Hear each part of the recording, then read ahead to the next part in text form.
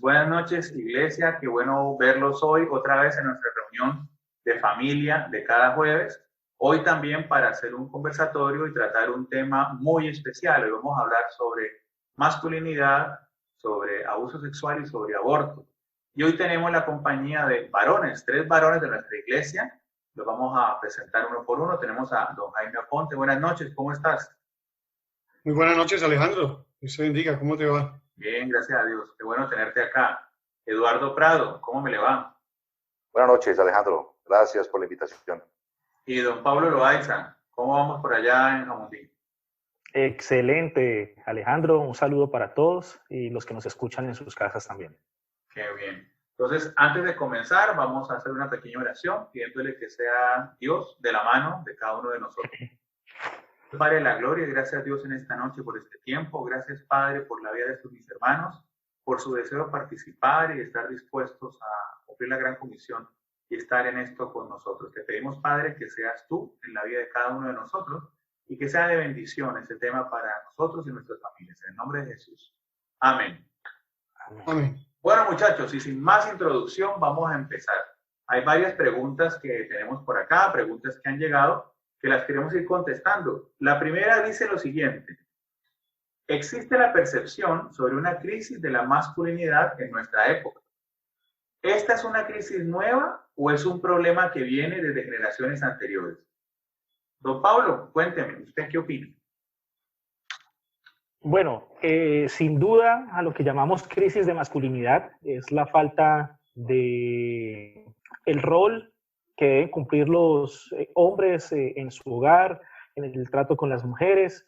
Sin duda toda la vida ha habido problemas, toda la vida ha habido hombres irresponsables, que no se quieren comprometer, que confunden la masculinidad con el machismo. Sin embargo, creo personalmente que en estos últimos tiempos este problema se ha intensificado.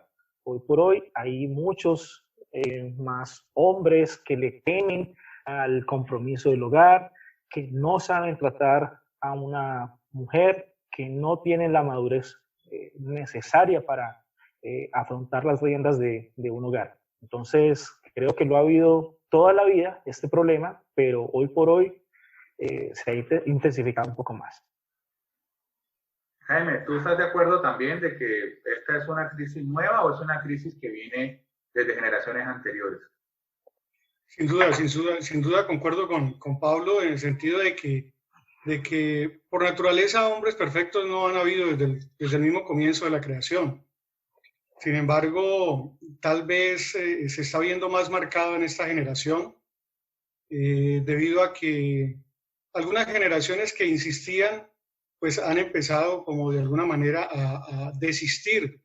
Han habido crisis en algunas generaciones en la parte de la crianza y eso ha afectado a que la generación actual, digamos que no tenga como prioridad asumir el matrimonio. No es su prioridad, entonces ellos están enfocados en otros asuntos, tienen otros proyectos de vida y digamos que esa es la situación por la cual la crisis de masculinidad se ve afectada en la familia y por ende en la sociedad. Es muy cierto lo que tú dices, Jaime. Antes el matrimonio era parte de las listas de lo que uno quería hacer en la vida. Estudiar, trabajar, viajar, casarme, eso dejó de ser una prioridad. Y eso hace entonces que muchos de nuestros varones no lo vean como importante y no se preparen para eso. Eduardo, tú que tienes también una hija adolescente, ¿qué piensas o qué has visto sobre este mismo punto? ¿Es una crisis actual o viene desde atrás? Yo creo que ha venido evolucionando, o sea, han habido diferentes conceptos o más bien enfoques respecto de la crisis. Lo que podemos de pronto analizar hoy es que la ausencia más bien de un modelo correcto o el seguimiento prácticamente de ese modelo correcto es lo que en un momento dado lleva a que se genere ese tipo de crisis, de situaciones de pronto desviadas respecto de comportamientos. Sin ánimo, lógicamente, de profundizar, uno podría decir perfectamente que la ausencia, con precisión, de un modelo a seguir, básicamente es lo que genera las deficiencias respecto de un comportamiento. Es verdad, el rol es principal y el rol se aprende en la familia. Papá, de abuelo, de bisabuelo y nosotros obviamente de papá. Y estas cosas se han ido diluyendo y ya no son claras. Se ha visto, por ejemplo, que dentro de la crisis de masculinidad que hay hoy en día, hay un temor horrible al compromiso y se nos acusa a los hombres de tenerle mucho miedo al compromiso. ¿Por qué creen ustedes que el hombre actual le huye tanto al compromiso? Jaime, ¿usted qué piensa? Bueno, yo creo que, como lo observamos en la primera pregunta, digamos que ha cambiado la prioridad en el hombre de esta generación y digamos que es una suma de varias causas. En uno de los temas anteriores, que si, sin duda nuestros espectadores el día de hoy desean averiguarlo, se encuentra aquí en la página de YouTube. Anteriormente hablamos sobre la crisis de masculinidad y ahí tocamos varias causas, varias posibles causas. Enfrentamos la crianza como una causa, el mal manejo de la palabra autoridad y también la falta de madurez. Pero a esto se han sumado muchas otras facetas, como por ejemplo malas experiencias en la familia, como lo decía Eduardo anteriormente, la carencia de un modelo. Y también hay una campaña global de desvalorización del matrimonio como institución. Digamos que el capitalismo y el individualismo han ofrecido otras expectativas en los jóvenes, hay otros proyectos de vida. Entonces, quizá dentro de sus proyectos de vida no esté el constituir familia, el constituir matrimonio como tal. Y por eso ellos le huyen a esa responsabilidad, además que han visto de pronto fracasos en la familia, en su misma familia, en su núcleo familiar más cercano o en su familia extendida, han visto fracasos del matrimonio como experiencia y entonces de una u otra manera le quieren huir a esa, entre comillas, difícil experiencia en la vida. Sí, es verdad. Pablo, ¿tú cómo ves la situación? Bueno, yo creo que en épocas anteriores el compromiso que asumía un hombre al proponerle matrimonio a una dama, al establecer un hogar, pues tenía una recompensa que no era fácil de acceder a ella, que era la posibilidad de tener pues una esposa con quien pudiera tener pues relaciones sexuales de una forma legal, por así decirlo, pues es su esposa. Hoy por hoy, ha habido una apertura en la sociedad en cuanto a que no es necesario tener un compromiso para tener acceso a la sexualidad. Se escucha hablar de amigos con derechos, digamos que es supremamente fácil que una persona acceda a tener relaciones sexuales, entonces ya no hay un afán, por así decirlo, en establecer una familia. También se ve que hoy en día pues las parejas no necesitan casarse, sino que muy fácilmente dicen pues vámonos a vivir, ensayemos a ver qué pasa y establecen hogares, digamos, con un nivel de compromiso menor al que podíamos tener antes. Eduardo, ¿tú qué piensas? Hilando con lo que dice Pablo ahorita, y de acuerdo con él, el huir del compromiso y tal vez la imposibilidad, o más bien la falta de enfocarse en ese concepto importante del sacrificio. El sacrificio que de hecho lo requiere una relación. Tal vez no lo tienen muy bien enfocado los jóvenes ahora. Y porque es que demanda realmente una relación, demanda cierto grado de sacrificio. La pérdida de libertad, ¿sí? Hilado con lo que decía Pablo respecto de los amigos con derechos o ese tipo de relaciones donde los compromisos realmente no están establecidos de una manera precisa, pues da mucha posibilidad de ruptura y de ensayar y entonces pasar de uno para otro. Ese tipo de cosas llevan básicamente a estas inestabilidades emocionales de los jóvenes hoy en día. Básicamente, el concepto del sacrificio lo considero valioso dentro de la relación si uno quisiera tener algo muchísimo más sólido y pues por supuesto establecido. Hoy en día esa capacidad de sacrificar aún libertades realmente haciendo hincapié en eso, realmente hace falta dentro de la juventud. Sí, es verdad. Parece que el exceso de libertad hizo innecesaria la espera y la necesidad. O sea, hay tanta libertad que ya no es necesario sacrificarse. Es como cuando tú compras las cosas desechables. Antes cuando algo se compraba era para toda la vida o para unos bastantes años, se cuidaba. Ahorita no. Y los matrimonios se han vuelto igual, se han vuelto desechables. Muy bien. Otra pregunta. ¿Podría decirse que las mujeres de hoy no saben valorar a los pocos hombres que sí quieren comprometerse? Esa pregunta me parece muy interesante. Se acusa a los varones de hoy en día de no querer comprometerse, de huirle a la responsabilidad, pero muchas veces los pocos que sí lo hacen no son bien tratados. ¿Ustedes qué piensan? Jaime. Bueno, sin duda pueden haber muchas causas. Yo me enfocaría en dos principalmente. Digamos que existe una mala percepción de los roles adecuados dentro de la pareja.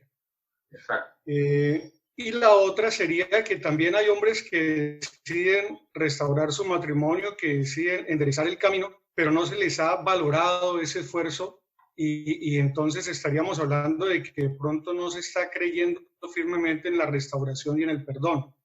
En la primera de los roles, pues yo creo que es que la pareja se ha dejado contaminar en este tiempo especial en una competencia feroz al interior de las familias por definir un mal concepto de autoridad. Sí. Aquí se compite por el que tenga mejor academia, el que tenga mejor trabajo, el que tenga mejor salario, y ese va definiendo quién es el que puede tomar las decisiones o quién más influye a la hora de tomarlas.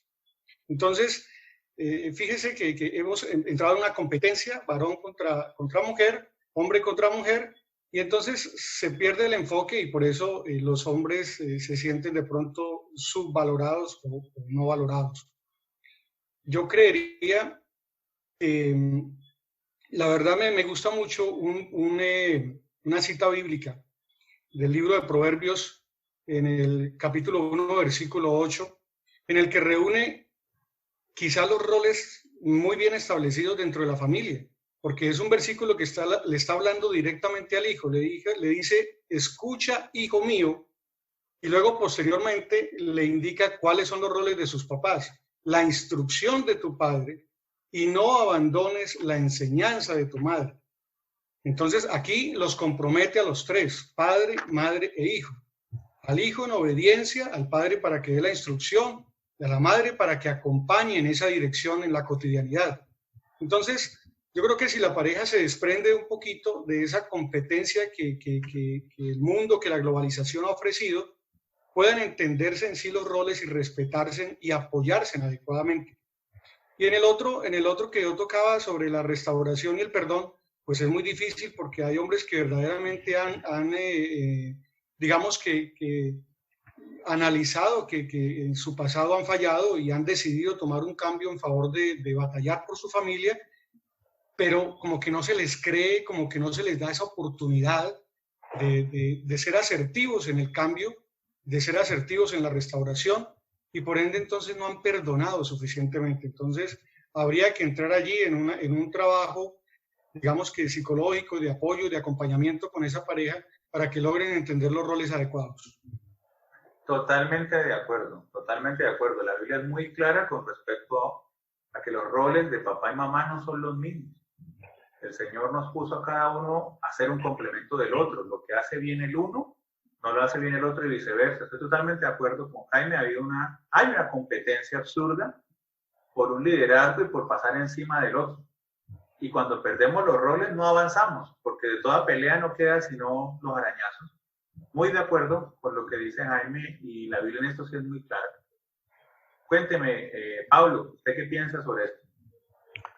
Bueno, yo no me atrevería a generalizar y decir ni siquiera que la mayoría de los hombres que sí han adquirido compromiso de pronto no están siendo valorados. Quizás sea el caso de algunos. De hecho, creo que cuando hablamos de que una persona sea valorada, pues como su palabra lo indica, quiere decir que se le está asignando un valor, que en este caso puede ser un alto valor, es decir, su esposa considera que es muy valioso esta persona, su esposo, o por el contrario le está asignando un valor pequeño. Entonces creo que el valor de ese varón en su hogar no depende tanto de que haya hecho un compromiso inicial o de que esté asumiendo su rol, sino que entran otros factores a determinar qué tan valioso se hace ese varón o ese hombre para su esposa. Por ejemplo, qué tan cariñoso es, qué tan buen padre es, qué tan buen hijo con respecto a sus padres. Y así podríamos mencionar una serie de valores. Pero también, si hay algo que hay que decir, es que en esta generación, donde la mujer ha empezado a tener mucha más independencia, digamos que ya la mujer no depende de su esposo. Anteriormente, pues el hombre era el que salía a trabajar, la mujer estaba en la casa con sus hijos, el sustento era llevado por el hombre, así que pues de él dependía toda la familia. Hoy por hoy no, hoy por hoy pues conocemos hogares que para poder sostenerse ambos tienen que salir a trabajar, ambos son independientes y en ese sentido la mujer puede desprenderse más fácilmente o darle menos valor a su pareja. Podría en determinado momento pues sentir que ella puede vivir sola, que puede, que no necesita de esa persona, si le encuentra algún defecto, si encuentra que hay algo que no le gusta, pues no tiene por qué aguantárselo, sino que digamos que en esta época pues ya tiene como la libertad de salir. Entonces, cada hombre, indiferente de que haya asumido sus compromisos, de que esté asumiendo su rol como varón en la casa, pues adicionalmente tiene el compromiso o la responsabilidad de hacerse valorar. O sea, es como cuando uno exige respeto. El respeto no lo exigimos, nosotros no lo ganamos. En la medida que tú respetas, a ti te van a respetar. Entonces creo que pasa lo mismo con el tema de la valoración. Si me valoran, si me siento que soy valorado, que no me están valorando, entonces algo está pasando. Sí, sí, es importante y vale aclarar el punto. Igual la respuesta con Jaime no estamos generalizando, sí hablamos específicamente de un grupo de varones que sienten que pueden no estar siendo valorados por su esfuerzo, porque ahí tiene mucho que ver lo que decía Jaime de no poder perdonar, que es una parte muy importante en la terapia de pareja, en consejería o en psicología. Si no estamos dispuestos a poder perdonar, a pasar por alto ese suceso, y eso se va a volver un recordatorio en cada discusión, eso se vuelve un poco complejo. Pero sí es verdad lo que dices tú también, o sea, cada hombre debe valorarse en cada situación. Eduardo, ¿tú qué piensas para cerrar esta pregunta? Los roles son importantes y deben cumplirse, están establecidos y yo considero que cada quien debe desarrollar su papel dentro del hogar. Sin embargo, pues considero que no hay nada que nos impida a nosotros como varones asumir ciertas tareas respecto pues del funcionamiento de un hogar. Y el choque básicamente, o sea, en muchos casos ha estado allí y por supuesto no se trata de generalizar, pero esa disputa de poder, pues sí, es hasta natural en este tiempo. Sin embargo, nosotros debemos como varones entender que hay necesidades, que la modernidad, si lo pudiéramos decir de esa manera, nos lleva a que nosotros seamos más versátiles respecto de muchas tareas que normalmente no nos correspondían. Y aquí sí nos toca, es como haciendo la analogía respecto del fútbol, es ir adquiriendo ciertas habilidades. Tal vez alguien es muy bueno con la pierna derecha, pero qué apetecible es un jugador cuando maneja la pierna izquierda también. Entonces, en ese orden de ideas, considero yo, aplicando esta analogía, podríamos decir que hay cosas que tal vez no las tengamos por naturaleza, sin embargo, las podemos ir adquiriendo en la medida en que nosotros queramos ser partícipes de manera efectiva respecto de un rol en el hogar. Muy bien. Otra pregunta. Si los hombres históricamente hubieran cumplido su rol de proteger y amar a las mujeres y le hubieran dado el valor que ellas merecen, no existirían movimientos feministas que reclamaran igualdad de derechos para las mujeres. ¿Cuáles son las consecuencias sociales de ver enormes grupos de mujeres asumiendo las responsabilidades que les correspondían a los hombres. Don Pablo, cuénteme, ¿usted qué piensa? Bueno, sin duda lo que acabas de mencionar es real. Podemos decir que las mujeres se cansaron de los maltratos, se cansaron de que no las valoraran, se cansaron de que el hombre tuviera privilegios que ellas no tenían, que ellas debían estar confinadas en el hogar, encerradas en 4 paredes, sin derecho a vacaciones, sin derecho a salir. El hombre trabajaba de lunes a sábado, el domingo podía descansar, dormir todo el día, pero la mujer igual tenía que hacer desayuno, almuerzo y cena de domingo a domingo. Entonces creo que ahí históricamente los hombres hemos fallado en darle el valor a las mujeres. De hecho, nosotros sabemos que ellas pudieron ir al colegio, a la universidad prácticamente en los últimos 100 años, o digamos que en otros lugares, de pronto en los últimos 200 años han tenido libertad, pero históricamente han sido reprimidas. Entonces, de cierta forma, esa injusticia originó, primero, pues que el concepto establecido por Dios del papel del hombre en relación a la mujer, que era un protector, una persona que la podría cuidar, porque dice la Biblia que ella es un vaso más frágil, pues eso se ha visto distorsionado a través de estos movimientos, que digamos que con razón justa se empezaron a reclamar sus derechos. Ahora, ¿cuál es la consecuencia social de este tema? Sin duda, eso implica que hay un deterioro de la familia, porque las mujeres no solamente empezaron a rechazar el maltrato de los hombres, sino que se formó como una especie de rechazo, de odio a la figura masculina.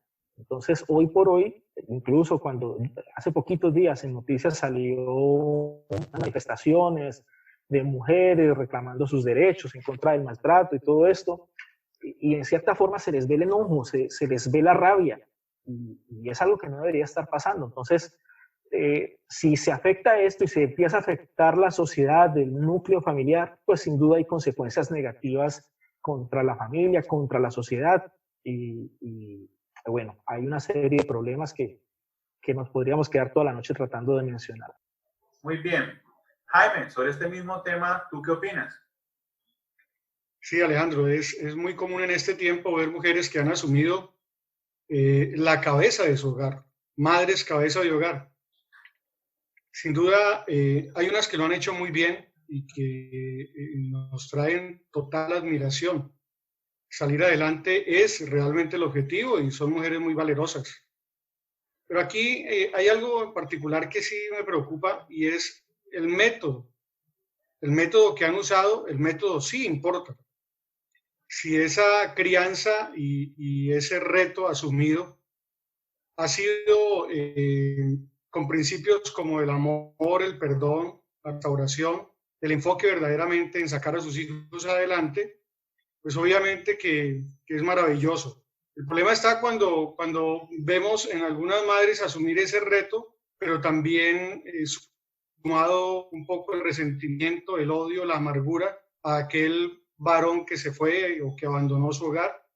Entonces es complicado porque ahí sí se presentan unas consecuencias un poco difíciles, por no decir nefastas, para la sociedad. Cuando nosotros criamos a hijos con resentimiento hacia la ausencia de un padre, inmediatamente les estamos causando un daño y estamos convirtiendo nuestra familia en una familia disfuncional con bastante afectación. Y si la familia es la base de la sociedad, pues imagínate, vamos a estar construyendo una sociedad disfuncional de cierta manera. Sí, es verdad. Como lo decían ustedes dos, es una situación en la cual no se busca recuperar la masculinidad del hombre, sino desaparecerlo. O sea, es en un sentido muy agresivo y como hablábamos al principio, o sea, eliminar el rol del varón dentro de la familia no se puede. Ni eliminar el rol del varón, ni eliminar el rol de la esposa. Son dos cosas complementarias, cóncavo y convexo. Las dos cosas funcionan en un perfecto engranaje para que haya una buena familia y un buen desarrollo. Eduardo, ¿qué nos puedes opinar sobre el mismo tema? Definitivamente, si no se cumple con la labor por parte de uno o del otro, pues ciertamente quien queda debe asumir la totalidad de la responsabilidad. Pues por fortuna, en algún caso, siempre habrá esa persona que sea capaz de resolverla. En el caso de la mujer, por supuesto, pues es loable, es valorable esa situación, el hecho de que asuma la responsabilidad, que por el motivo que haya sido, el hombre no la haya tomado. Entonces, valentía, decisión, por supuesto, son las características de esa mujer que toma la decisión de asumir ese rol. Las carencias innegables, porque pues no será lo mismo tener la oportunidad en una crianza cumpliéndose evidentemente los dos roles de papá y mamá.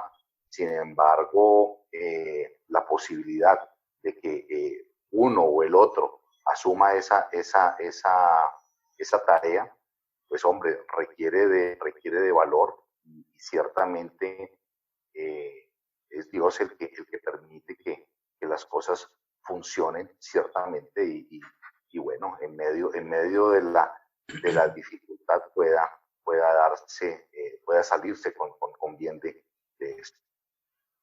Eso es verdad, lo dice la ciencia, la psicología, incluso las ciencias no científicas, incluso los que creen en ciertos manejos y libertades de que los niños deben tener, el concepto sigue siendo el mismo. La presencia masculina y la femenina son necesarias. Incluso se habla que cuando no hay un padre presente, alguien debe asumir el rol parental. Puede ser un tío o un familiar, pero debe estar. Lo mismo en el rol maternal, ambos son complementarios. Y eso lleva aquí a una pregunta que a mí me pareció muy interesante, que parece como muy sencillo, pero me parece que nos va a dar luz para hablar bastante. ¿De quién es la responsabilidad de formar a un caballero? ¿De mamá o de papá? Eduardo, ¿qué piensa usted? Yo creo que tiene mucho que ver la mamá en esa tarea. A ver, yo creo que esa imagen del príncipe azul que en un momento dado puede figurar en la mentalidad femenina, y esto no es discriminatorio lo que estoy mencionando, pero aparece, y ese ideal, ¿sí?, del hombre como el que trata bien, el que es cariñoso, el que provee, el que cuida, todo ese tipo de roles que tenemos nosotros establecidos, pues hacen parte justamente como del manual, como del enfoque, como de las pautas, como de las normas, como de los requisitos, si los podemos denominar de alguna manera, que deben estar incluidos dentro de el rol de hombre como caballero. Entonces, yo considero que en las manos de la mujer, de la mamá, están fantásticamente establecidos los parámetros para formar un caballero. Muy bien.